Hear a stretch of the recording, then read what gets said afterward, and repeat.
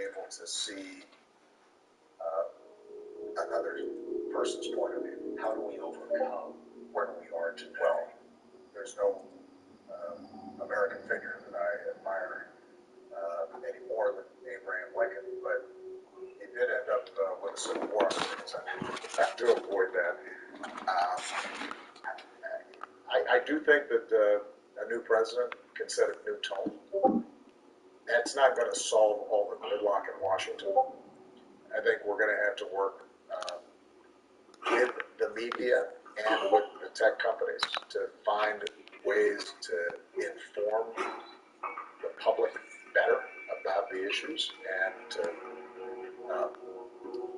bolster the standards that ensure we can separate truth from fiction. I think that we have to work at a local level. When you start getting to the local level, mayors, county commissioners, etc., they've actually got to make real decisions. It's not abstractions. It's like, we need to fix this road. We need to get this snow plowed. We need to make sure our kids have a safe playground to play in. And at that level, I don't think people have that kind of discipline. And that's where we have to start in terms of rebuilding the social trust we need for democracy to work. Mr. Obama is speaking after 4 years of virtual silence on Donald Trump. He followed a traditional commandment largely observed since Adam succeeded Washington. Thou shalt not criticize your successor. In A Promised Land, he wonders if that was a mistake. In your book, you ask, quote, whether I was too tempered in speaking the truth, too cautious in word or deed. Many Americans, Mr. President, believe you were too cautious, too tempered. Yeah, and I think that's a legitimate and understandable criticism. At the end of the day, all these years I've been looking consistently for them, tried to hiding in treat plain sight. my political opposition in the ways I want to be treated, to not overreact when, for example, somebody yells "you lie" in the middle of me giving a joint congressional address.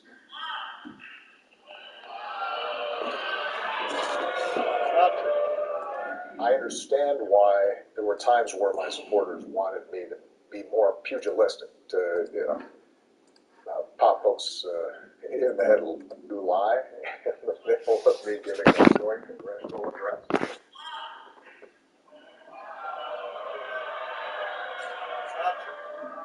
I understand why there were times where my supporters wanted me to be more pugilistic, to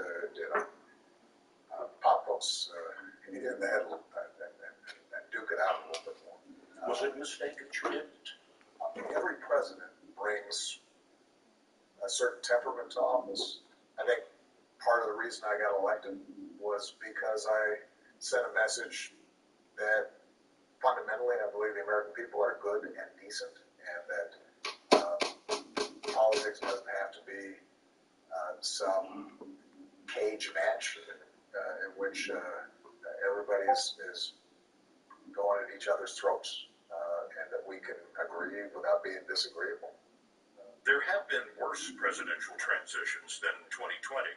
The southern states seceded while Lincoln was president-elect. Still, we couldn't help but notice, outside the National Portrait Gallery, businesses are still boarded up against the fear of political violence. What should President Trump do on this next inauguration day? Look, there are a set of traditions that we have followed in the peaceful transfer of power. The outgoing president congratulates the incoming president, instructs the government and the agencies to cooperate with the new government coming in, invite the president-elect to the Oval Office. And then, on Inauguration Day, the president invites the president-elect to the White House.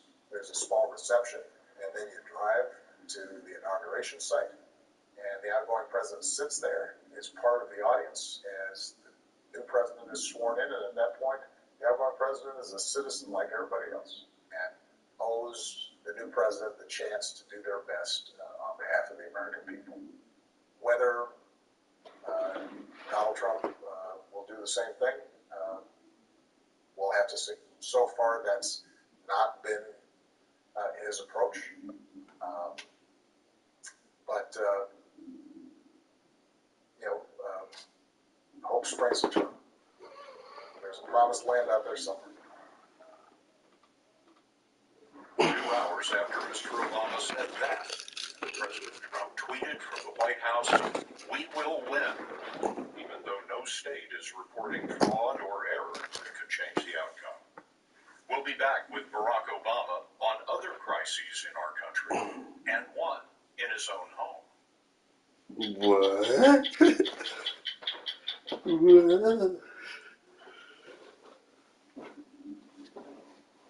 During Barack Obama's first inauguration in 2009, unknown to the public, there was intelligence that a terrorist attack was planned.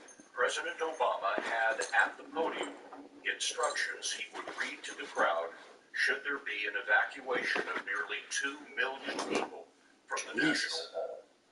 This is one of the insights in Mr. Obama's new book, A Promised Land, a memoir of his early years, his historic election, and his first term. We spoke to the 44th president about battles past and present. The story will continue in a moment.